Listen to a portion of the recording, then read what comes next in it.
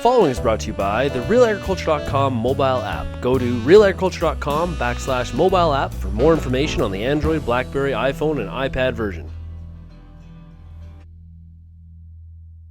Hi, I'm Frank Prince from Deloraine. We've been growing corn and beans with the planter for over 10 years.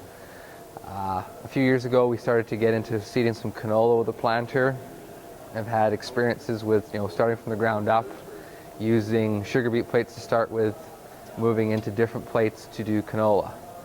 Okay, so now tell us, we just went through, we're here at Canola 13, and we went through a couple of the precision planting and the planters and all those sorts of things, all of it, and you had some really good tips on someone who maybe is going to try this year, next year, maybe is starting to look for a used drill, something like that, or a used planter. What are some of those tips?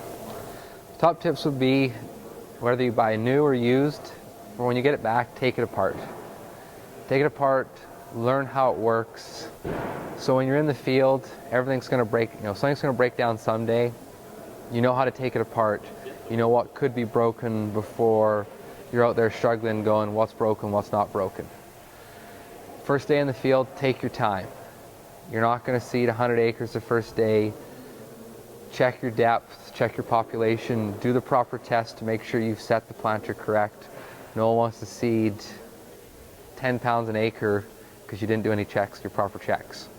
We did mention that there was a bit of a hiccup with fertilizer, that realistically you sort of have to decide ahead of time how you're going to be running fertilizer. So I think this is maybe one of those hiccups. It's something that maybe is better to decide ahead. So what's your setup and why did you go with that? Because maybe I don't know if everyone is really visualizing that you can't necessarily run your same setup as you do with your air drill as you would with a planter.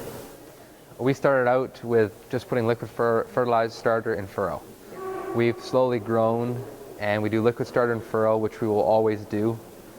We do have a 2x2 system, which is 2 inches over. It's supposed to be 2 inches down. It's not quite. On the planter out the back for mud reasons. It works, but you are sacrificing some. There are coulters that go out the front, which in a non-muddy situation work fine. Liquid is the easiest to do on a planter. Dry is a little bit harder. It can be done. You really need to make your mind up how you're going to fertilize to start with and be realistic. In our situation, because we grow more corn, we're going to strip till. Just because we don't have to carry so much fertilizer, we're quicker, there's less things to go wrong on your planter.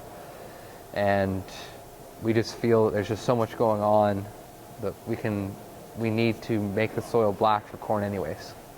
Explain to me, you talked about guards and those sorts of things. Tell me about mud management in one of these.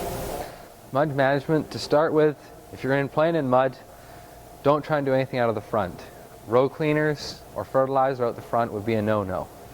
When it comes to actually being able to go in mud, these usually are filled straight in.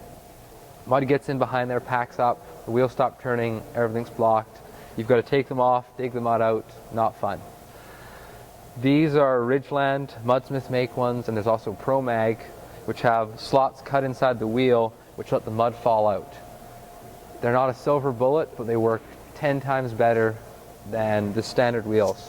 If you're going to be playing in mud, you'll also need a scraper to keep the mud build up off of the wheel so you have your proper depth. And also back here, you need to either have spiked closing wheels or scrapers for your closing wheels for the same issue to stop mud buildup.